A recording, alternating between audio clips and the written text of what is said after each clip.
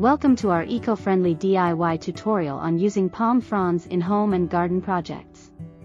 Today, we'll show you some creative ways to repurpose palm fronds and give your space a tropical touch.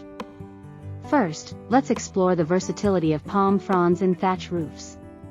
These natural materials provide excellent insulation and add a rustic charm to any outdoor structure. Next, we'll dive into the world of woven crafts.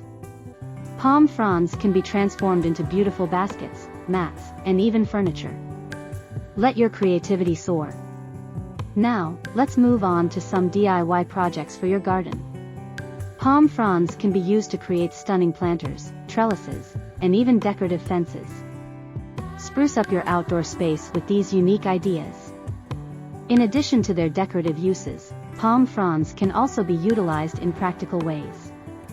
They make excellent compost material, providing essential nutrients to your plants and reducing waste. Did you know that palm fronds can be used to create unique wall art? Add a tropical touch to your home by crafting palm frond wall hangings or framed artwork.